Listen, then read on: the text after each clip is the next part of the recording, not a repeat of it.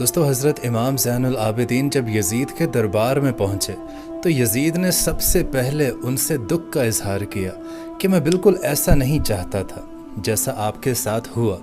لیکن اگر آپ کی کچھ شرائط ہیں تو میں انہیں پورا کرنے کے لیے تیار ہوں۔ تو حضرت امام زین العابدین نے فرمایا کہ میری 4 شرائط ہیں۔ سب سے پہلی میری شرط یہ ہے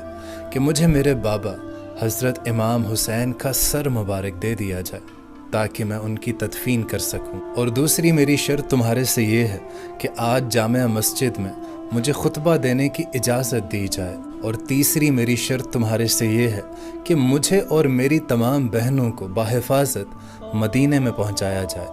اور چوتھی میری شرط یہ ہے کہ جو بھی میرے بابا جو بھی کربلا کے شہداء میں ملوث ہیں ان تمام قاتلان حسین کو میرے حوالے کیا جائے تاکہ میں ان تمام سے خود بدلہ لے سکوں۔ تو یزید نے کہا جو بھی لوگ اس کے سامنے بیٹھے تھے کہ مجھے بتایا جائے کہ امام حسین کو کس نے شہید کیا ہے۔ تو فلاں نے کہا کہ فلاں نے کیا ہے، فلاں نے کہا کہ حولی بن یزید نے کیا ہے۔ حولی بن یزید کہنے لگا کہ میرا امام حسین نے کیا بگاڑا تھا، میں اسے کیوں قتل کروں گا۔ پھر کسی نے کہا کہ شمر نے قتل کیا ہے، تو شمر بھی وہی کہنے لگا کہ میرا امام حسین نے کیا بگاڑا تھا جو میں انہیں شہید کروں گا۔ یہ قتل اس نے کیا ہے جس کی حکومت تھی، جس کو کرسی کی ضرورت تھی، جس کی حکومت کے لیے ان کا شہید ہونا لازمی تھا۔ یہ سن کر یزید امام زین العابدین سے مخاطب ہو کر کہنے لگا کہ ہم آپ کے بابا کا قتل کا تو پتہ نہیں لگا سکتے، بہرحال آپ کو آج جمعے کے دن خطبہ دینے کی اجازت ضرور دے سکتے ہیں۔ اور پھر امام زین العابدین خطبہ دینے کے لیے مسجد میں تشریف لائے، اور دوستو خطابت تو ان کے در کی کنیز تھی، خطابت تو ان کے در کی لونڈی تھی۔ امام زین العابدین نے جب اہل بیت کے فضائل بیان کرنا شروع کیے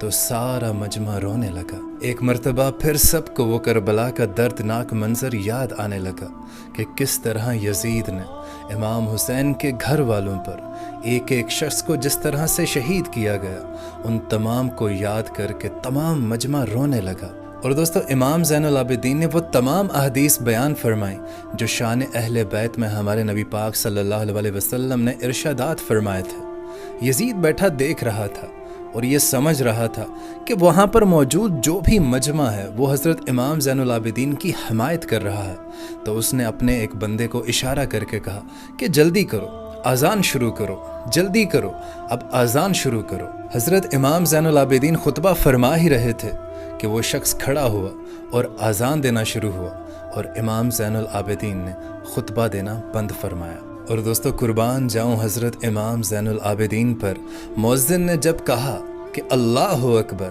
اللہ اکبر تو حضرت امام زین العابدین فرمانے لگے کہ ہاں ہاں اللہ بہت بڑا ہے، اللہ بہت بڑا ہے۔ لوگوں نے صرف زبان سے کہا ہے اور ہم نے خون دے کر گواہی دی ہے کہ اللہ بہت بڑا ہے۔ اور دوستو جب مؤذن نے اشہد ان محمد الرسول اللہ کہا، اشہد ان محمد الرسول اللہ کہا، جب حضرت محمد صلی اللہ علیہ وآلہ وسلم کا نام آیا،